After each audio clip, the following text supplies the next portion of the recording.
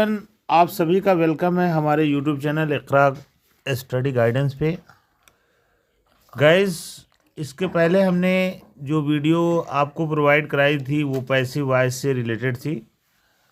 आज हम passive voice से बचे हुए कुछ इम्पॉर्टेंट रूल्स और कुछ पॉइंट्स हैं जिनको आपको बताना ज़रूरी है ताकि आप पैसिव वॉइस जिस तरह का भी आए हर तरह से आप आसानी से बना सकें। तो स्टूडेंट, इस वीडियो को आप बहुत गौर से और बहुत अपना ध्यान लगा करके सुने और कॉपी और पेन से इसको नोट भी करें, अपना नोट बनाएं तो आपके लिए ज़्यादा अच्छा होगा और आपको याद भी हो जाएगा। तो अब हम आपको ये बता रहे हैं कि अगर वाक्य में दो ऑब्जेक्ट हो तो हम उसका पैसिव वॉइस कैसे बनाएंगे, एग्जाम्पल से हम आपको समझाएंगे, आप समझिए। जैसे कि हमारा वाक्य है, स्क्रीन पे शो हो रहा है कि he gave her a book. यहाँ पर देखिए हर और बुक दोनों जो है वो क्या है, ऑब्जेक्ट है। तो हम यहाँ पर जो है बुक को उठाएंगे और बुक को हम सब्जेक्ट बना देंगे तो इसका पैसिव वॉइस ए बुक हो जाएगा। और चूंकि गेव लगा है इसलिए पास्ट इंडेफिनिट टेंस का ये वाक्य है, इसलिए वाज लगाएंगे। ए बुक चूँकि एक वचन है इसलिए वाज आएगा। ए बुक वाज गिवन और गेव का third form given, A book was given. और जो ये ऑब्जेक्ट दिया था हर, इसको हम लिखेंगे टू हर और फिर लिखेंगे बाई हिम। तो हमारा पैसिव बन गया कि a book was given to her by him. इसको हम इस तरह से बना सकते हैं, हर को अगर हम ले लें, अपना हर को ऑब्जेक्ट मान लें, हर तो ऑब्जेक्ट है ये, इसी को सब्जेक्ट बना देते हैं तो हर का शी हो जाएगा। She was given a book by him. बच्चों देखिए एक और एग्जांपल देख लीजिए जिसमें दो ऑब्जेक्ट आया है। I wrote him a letter, इसमें हिम भी है और ए लेटर भी है, दोनों इसमें क्या है, ऑब्जेक्ट है। तो हम पहले जो है ए लेटर को, जो ऑब्जेक्ट है, इसको सब्जेक्ट बना करके वाक्य पूरा कर रहे हैं। A letter was written to him by me. अब हम इसमें हिम को सब्जेक्ट ऑब्जेक्ट मान के हम वाक्य बना रहे हैं, इस तरह से हिम का ही हो जाएगा, he was written a letter by मी।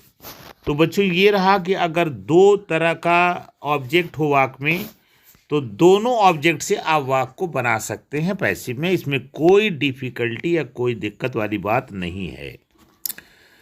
दूसरा अहम नियम यह है कि जब वाक्य में कर्ता, जो कर्ता है एक्टिव वॉइस का महत्व नहीं होता है तो उसका प्रयोग नहीं किया जाता है।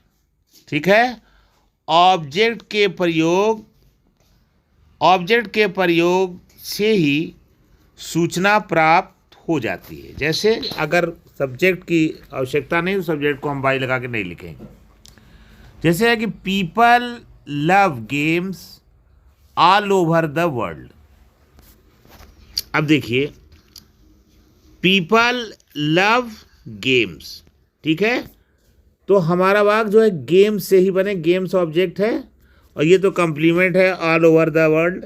तो हम गेम को उठाएं, games are loved all over the world. इसमें बाई पीपल लिखने की कोई ज़रूरत नहीं है। ठीक है, दूसरा वाक्य आप ले लीजिए, people speak English all over the world. फिर हम यहाँ इंग्लिश को उठाएंगे और English is spoken all over the world, ऐसे हमारा वाक्य बन गया।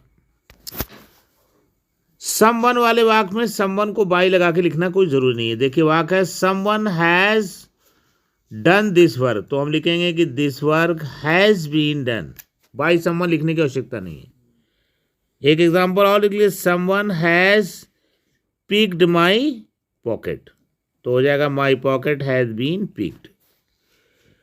अब देखिए बच्चों, अब एक और बात पर ध्यान दीजिए, एक और पॉइंट पे, कि जब वाक्य में ऑब्जेक्ट तथा ऑब्जेक्ट कंप्लीमेंट दोनों हो तो केवल ऑब्जेक्ट से ही पैसिव वॉइस क्या कहता है, बनाई जाती है, कंप्लीमेंट ऑब्जेक्ट से नहीं।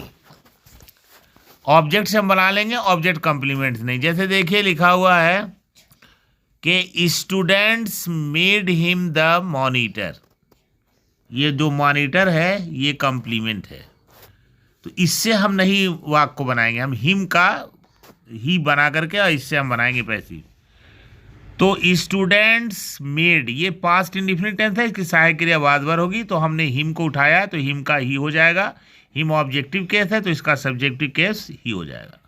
और हम लिखेंगे he was made the monitor by the student. अब देखिए the boys called him hero, यहाँ हम हिम को ले लेंगे तो हमारा वाक्य हो जाएगा कि he was called hero by the boys. ठीक है, उम्मीद है आप समझ रहे होंगे। अगला नियम देखिए, यहां उन वाक्यों में द मॉनिटर और हीरो ये ऑब्जेक्ट कॉम्प्लीमेंट है, इनसे हम पैसिव वॉइस नहीं बनाएंगे। बात समझ में आ गई ना कि उसमें मॉनिटर और हीरो जो था कॉम्प्लीमेंट था, इसलिए नहीं बनाएंगे। अब देखिए कुछ इन उदाहरणों को देखिए जिससे आपको क्लियर होगा, ये बहुत महत्वपूर्ण है और इनको आप देखिए कि ये कैसे बनाएंगे, इस पर ध्यान दिए, थोड़ा टिपिकल है। जिसे लिखा है कि the Roman expected to conquer earths.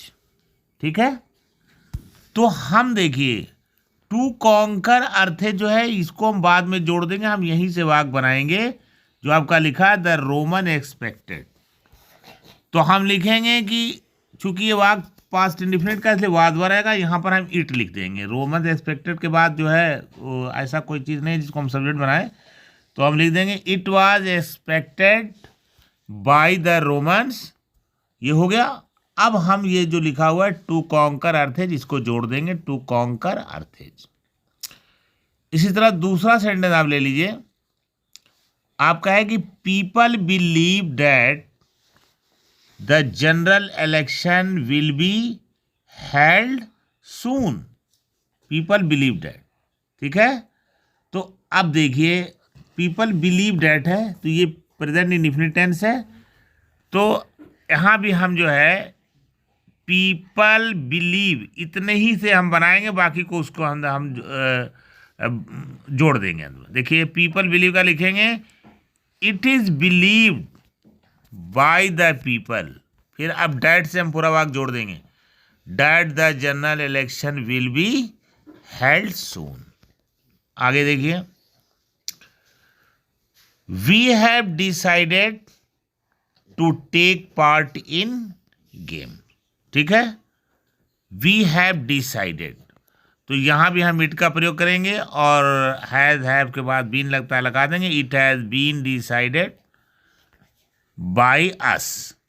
ठीक है, वी का अस हो जाएगा और इसको हम जोड़ देंगे to take part in the games.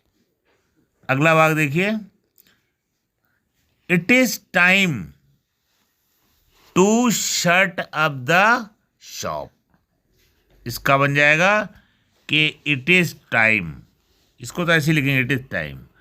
अब हम इसको इधर कर देंगे थोड़ा, for the shop to be shut up, for the shop to be shutter, to be, to के साथ बी लगा देंगे, टू बी शट अप। एक वाक्य और देख लिए, one should keep once promise. हमारा वाक्य हो जाएगा कि प्रॉमिसेस शुड बी केप्ट, बस इतना ही लिखेंगे, बाई वंस उतना ही लिखेंगे। एक वाक्य और देख लीजिए, the sincerity you have shown in your studies has pleased me. ठीक है, तो अब देखिए प्लीज्ड मी आया है ना, तो मी का हम आई बना देंगे शब्द को, और प्लीज्ड आया है इसलिए यहाँ पर बाई नहीं लगेगा, बल्कि यहाँ पे क्या लगेगा आपका यहाँ पर इन लगेगा। ठीक है ना, तो हम लिखेंगे कि I have been pleased with this. देखिए पहले वाक्य को अच्छे सुन लीजिए, the sincerity you have shown, जो सिंसियरिटी तुमने दिखाया है, in your studies has pleased me. आपको मालूम होना चाहिए कि जब वर्ब हमारा प्लीज होता है, सेटिस्फाई होता है, इस तरह का वर्ब होता है, तो हम इसके साथ क्या लगाते हैं, विथ लगाते हैं। ठीक है, बाय नहीं लगाते हैं। ठीक है ना, प्लीज है, सेटिस्फाई है, ये सब के लिए हम क्या लगाते हैं, जैसे कि वो चार्म है, ठीक है, इसके लिए हम विथ लगाते हैं। डिसगस्टेड है, इसके लिए विथ लगाते हैं। तो मी है तो मी का आई हो जाएगा, आई और हैव की जगह पे हम क्या लगाएंगे, I have been pleased with the sincerity you have shown in your studies. एक बार और देख लीजिए, circumstances will oblige me to go. देखो बच्चों, ऑब्लाइज और नोन ये दो वर्ब ऐसे नहीं था हमारा टू लगता है, बाय नहीं लगता है। अब मी से हम वाक को उठा लेंगे, मी का हो जाएगा आई और आई के साथ लग जाएगा विल भी नहीं बल्कि शैल भी, ऑब्लाइज का थर्ड फॉर्म ऑब्लाइज, और सीधे हम जो हैं टू लगा करके हम गो लिख देंगे, बस हमारा हो गया I shall be oblige to go. इस तरह से है दे लेट अस गो, तो हमारा अस का वी हो जाएगा और उसके सहायक क्रिया हमारी वर आ जाएगी, वी वर लेट गो। तो बच्चों ये था कुछ इम्पोर्टेंट रूल्स जिसको मैंने आपको बताया। अभी कुछ रूल्स और हैं इसमें जिसको हम अगली वीडियो में शेयर करेंगे, और चूँकि वीडियो लंबी हो जाएगी इसलिए इसको यहीं पर हम एंड करते हैं। तो बच्चों अगर आपको वीडियो पसंद आई हो तो आप इस वीडियो को शेयर करें, सब्सक्राइब करें, लाइक करें। Thank you so much for watching my video.